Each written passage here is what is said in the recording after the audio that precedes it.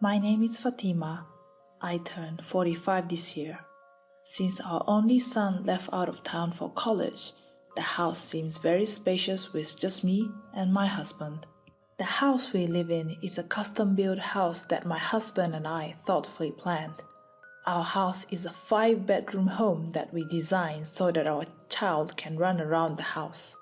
My favorite place is the balcony. I'm making herbs such as chamomile, lavender, basil, rosemary, and mint. I grow various types of herbs, including those with good fragrance and those that are edible.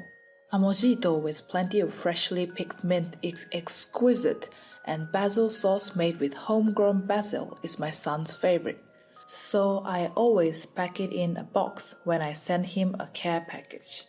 My husband insists on having a study, so he created a spacious workspace next to a custom-made shelf built up to the ceiling where he can display his collection of books and video game software.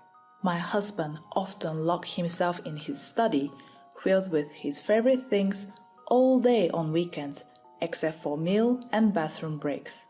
As for me, I spend my weekends binge-watching dramas and movies in the living room, immersing myself in my home garden and generally doing what I like.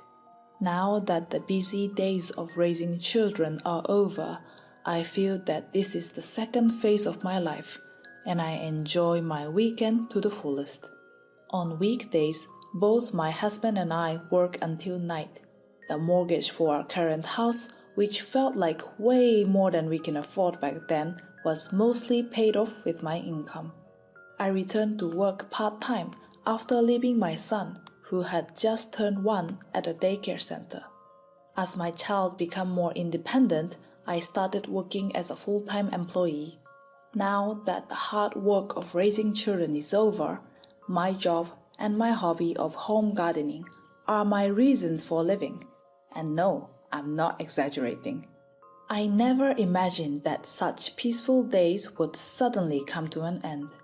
We are selling this house to my brother's family. I couldn't comprehend the words my husband suddenly blurted out. "What do you mean?" I asked, confused, and my husband explained with a slightly angry face. "My brother and his family have been living in an apartment for a long time, right? They have 3 children born in consecutive years, and their current 2-bedroom apartment is too small. I felt sorry for them, don't you? Since our son is no longer living here, I decided to give our house to my brother's family. I couldn't believe he made such a big decision without consulting me at all."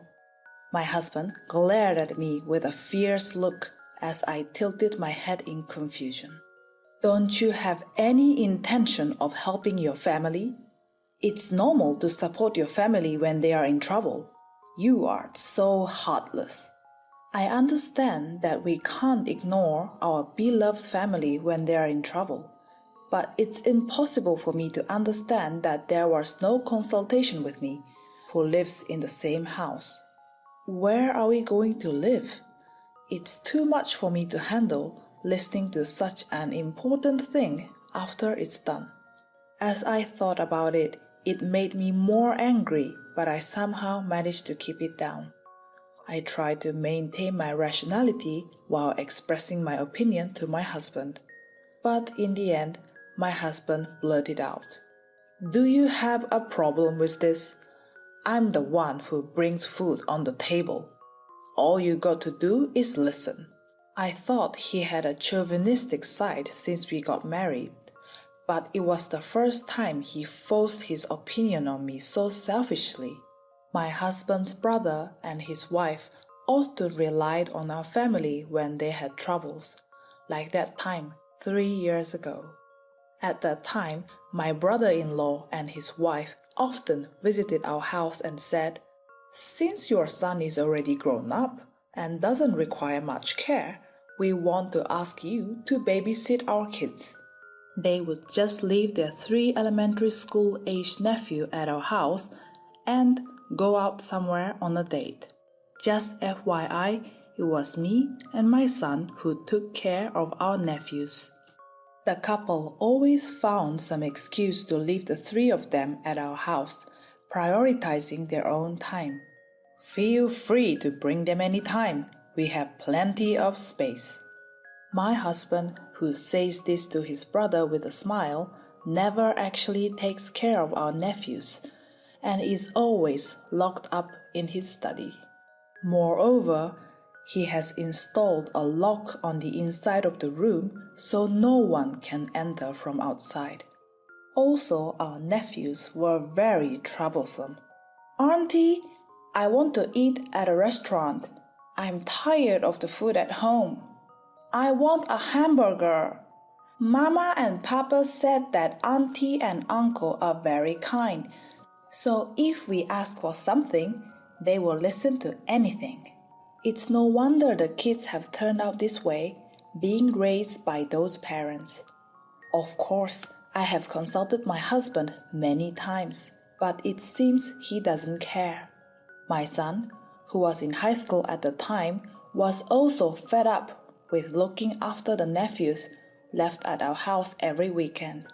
I discussed with my son and we decided to schedule part-time job and work on weekends so we wouldn't be able to take care of the nephews. The only free person, my husband, apparently didn't want to take care of the nephews by himself, so he started making up excuses to refuse my brother-in-law and his wife's requests. Although we had hardly been involved with my brother-in-law and his wife, I was stunned when they suddenly decided to hand over the house to them. I felt dizzy. The next day, my brother-in-law's family came to our house, saying that they wanted to see the inside right away. Even now that the nephews are in junior high school, their behavior hasn't changed. They enter the rooms that are planned to be theirs and start screaming. "We are moving, right? Well, this big house is too spacious for just two people. It's good that we are going to live here, isn't it?"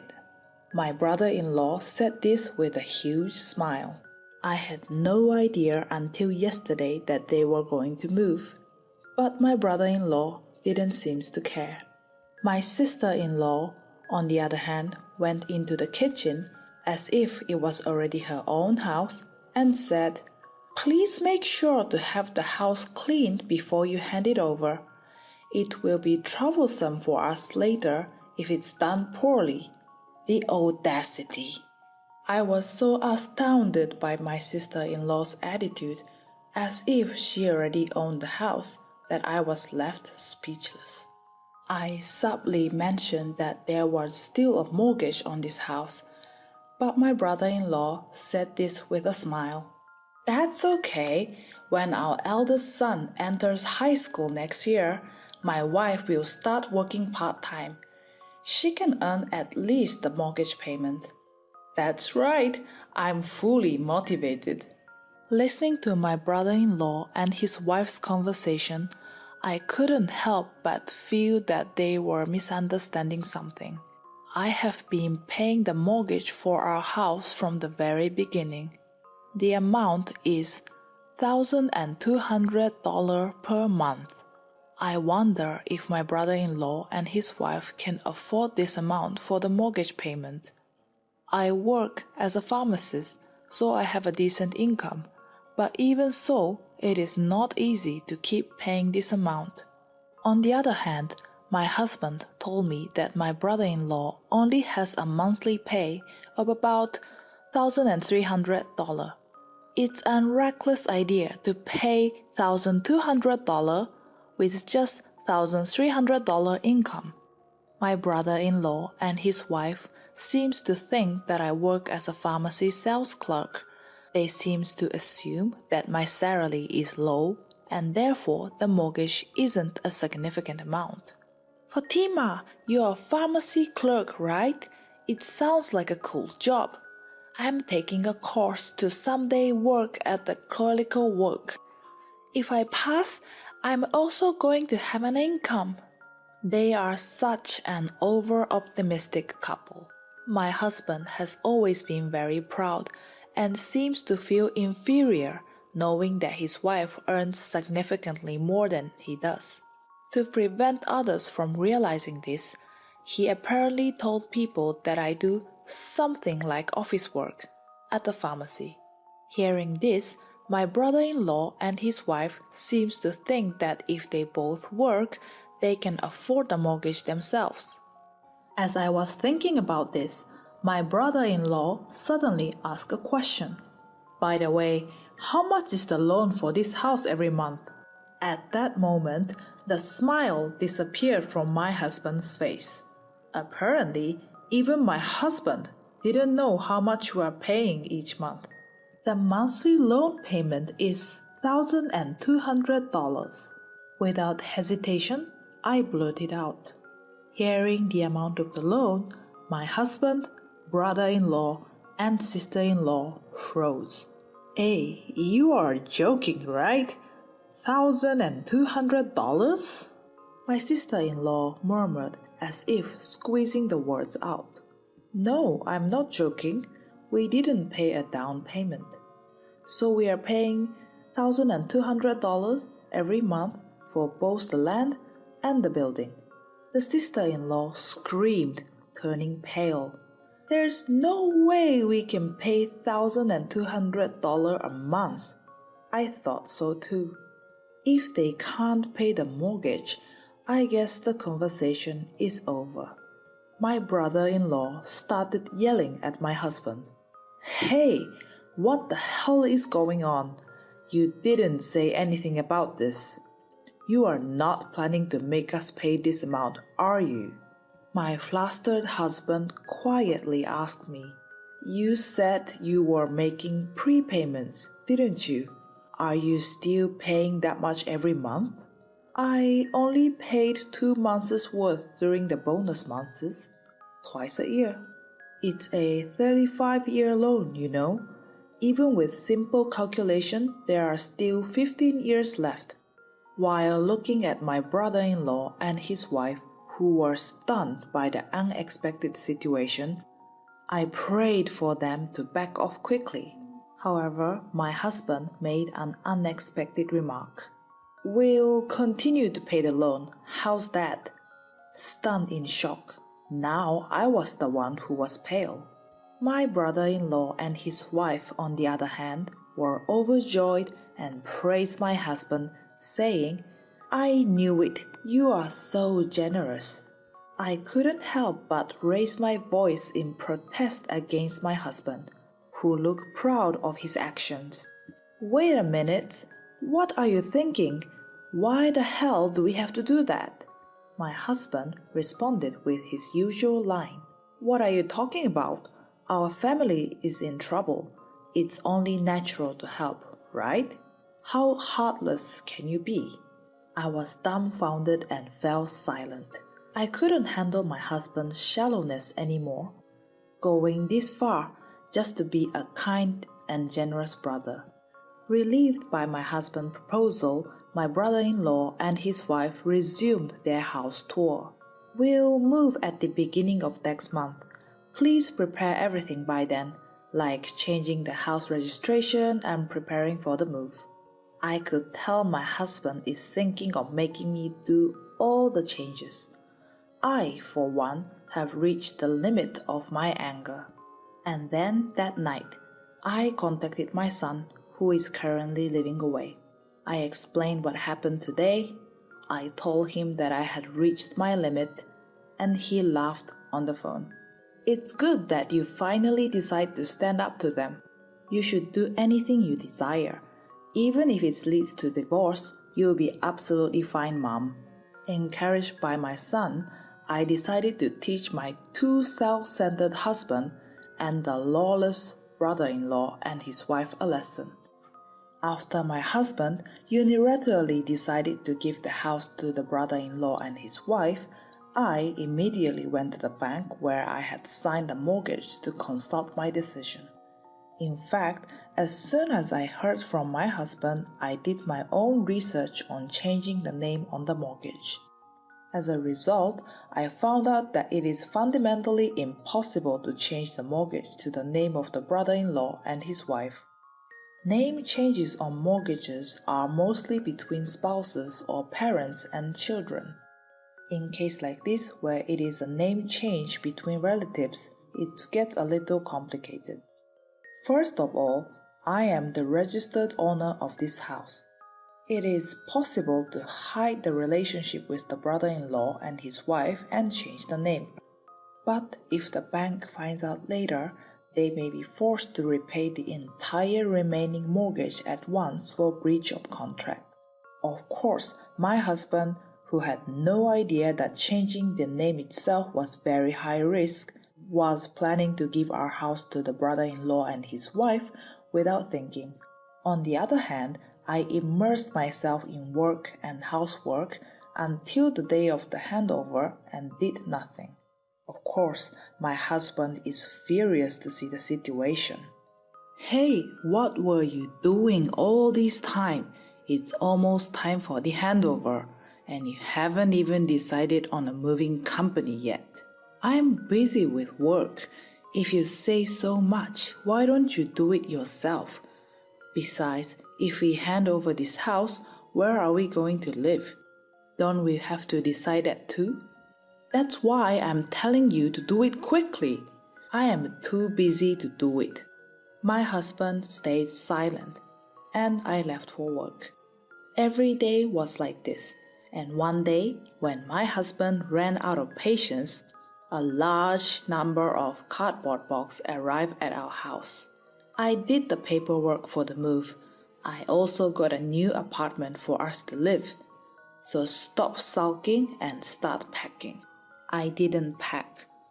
From that day on, we repeated the same argument over and over. My husband raised his voice and confronted me each time. "Stop being so irresponsible. Why are you so selfish? I'm fed up with that attitude. If it continues like this, I'm getting a divorce. You don't want that, do you?" Even being told that, I continued to ignore him. The next day, my husband forcefully handed me the divorce paper. "I am serious. I'll forgive you if you start packing now." What is he talking about? What does he mean by "I will forgive you"? I was so astonished that I couldn't say a word. I silently accepted the divorce papers, signed, and stamped them without hesitation, and handed them back to my husband. At my unexpected action, my husband started to visibly panic. "Hey, you are joking, right? This is a joke, right?" I knew that my husband wasn't serious about the divorce. I can't be with someone who jokes about divorce even as a joke. I left those words behind, left the already filled out divorce paper on the table, and left the living room. Surprised by my attitude, my husband became completely quiet. "Wait, I'm sorry. I don't want a divorce. I want to live with you forever." I was little surprised by my husband, who apologized while shedding tears. "I understand, but I'm not leaving this house, and I'm not changing the name. Let's live together here forever." My husband seems to understand my feelings, but he was disappointed, saying, "I can't tell my brother that now. It's too late. We can't live here." "It's okay. Leave it to me." I said that to my depressed husband and lightly tapped his shoulder. And finally, the day to hand over our house came. The brother-in-law and his wife, who had loaded a lot of furniture and luggage onto a moving van borrowed from an acquaintance, came. Their children were at school because it was a weekday. Finally, this place will become our home. No mortgage payment, it's the best. The same carefree demeanor of my brother-in-law and his wife.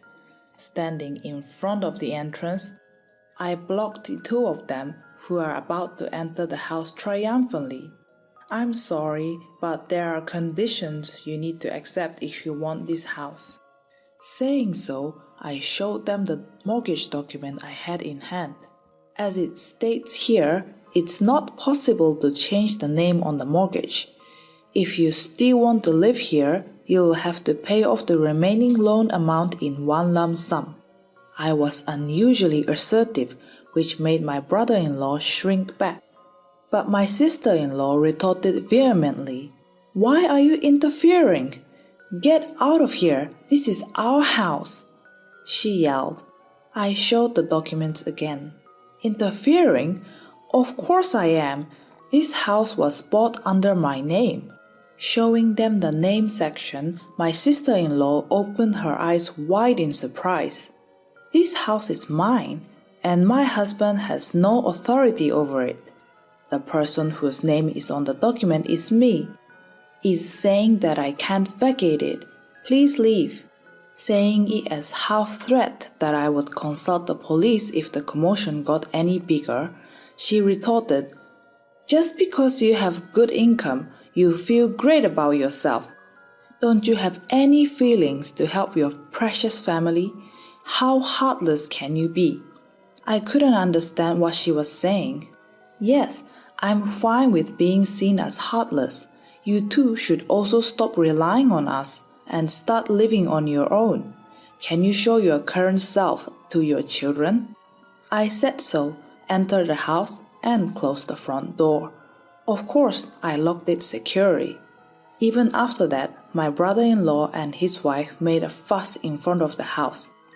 But it seems that the stare of the neighbors got them to leave. However, right after the two left, my husband received a call from his brother. From what I heard, it was about them already sold the old apartment away and they needed a place to stay. They asked if they could stay at our place. My husband made a quick look at my face and politely declined.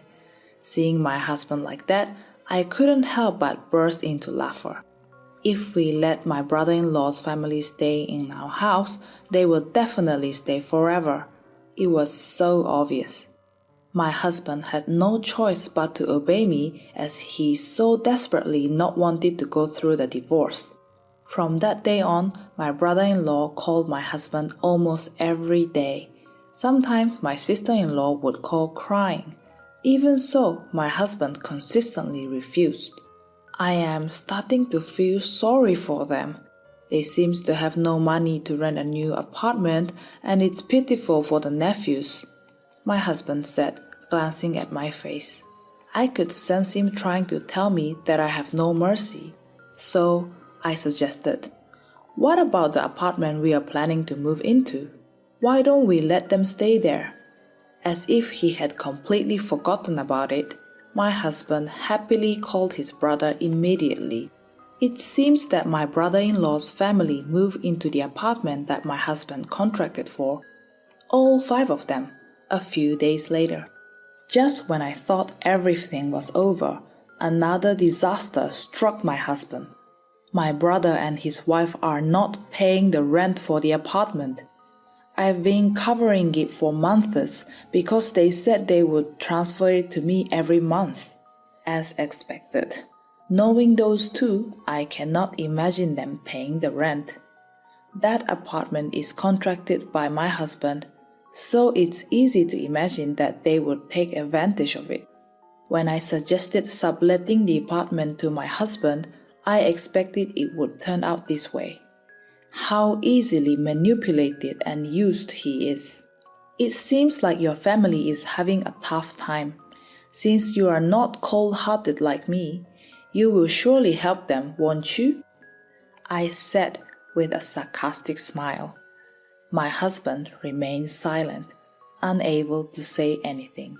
The brother-in-law's family, struggling to pay the rent, apparently moved into a 1 LDK room, which is smaller than their previous apartment, and now all 5 of them live there.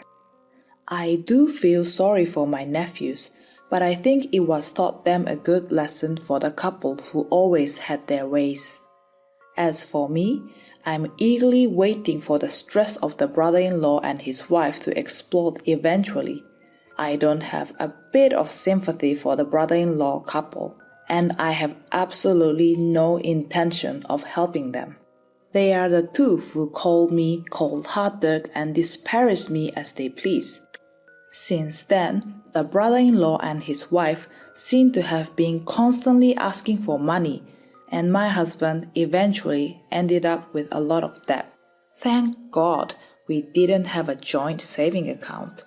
Despite the unrepentant brother-in-law and his wife, and my husband who keeps putting on a good face for them, I'm living a happy life, gardening and picking herbs for my son when he comes home.